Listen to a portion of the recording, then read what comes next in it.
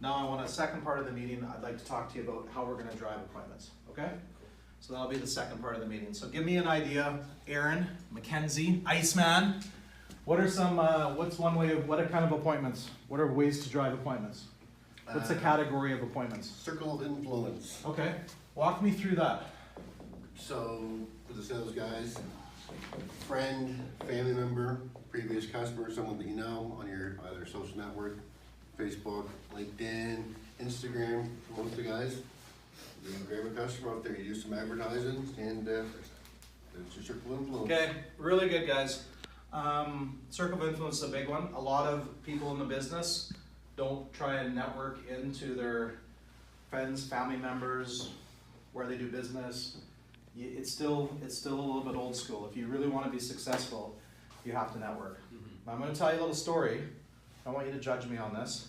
Back when I was a salesperson, many moons ago at Weyburn Sask, okay, I had to live on networking. So this story kind of, Steve might have even heard this before. So I'm with my wife. She went into the grocery store.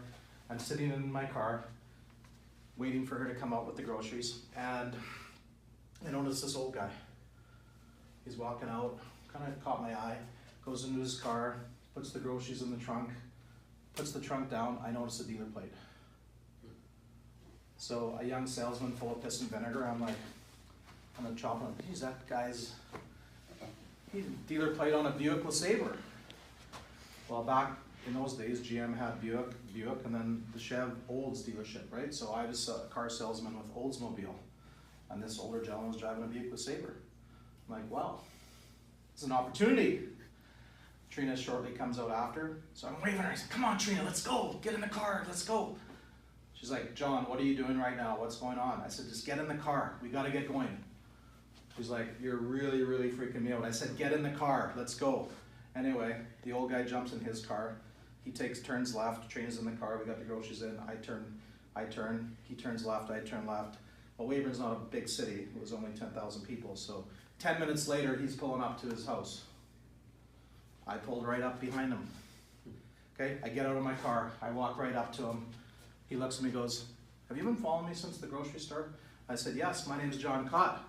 Car salesman, you know, I sell cars at Barber Motors, Chev Olds. I couldn't help but notice you're driving a Buick LeSabre. I just want to know if you'd be interested in looking at a Chev Olds car.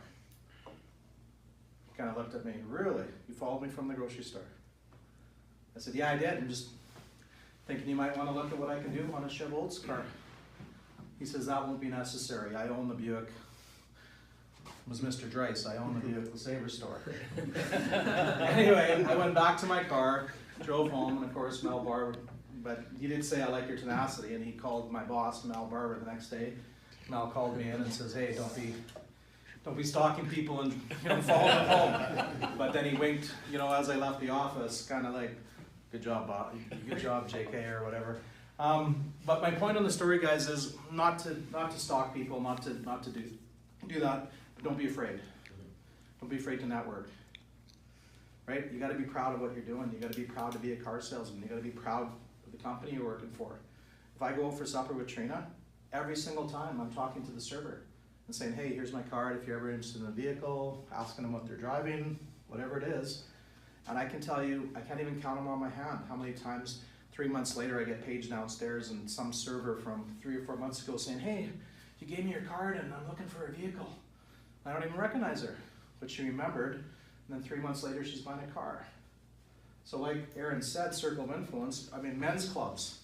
You have men's night golfing. You have all kinds of things. Wherever you're, where you get your gas, whatever.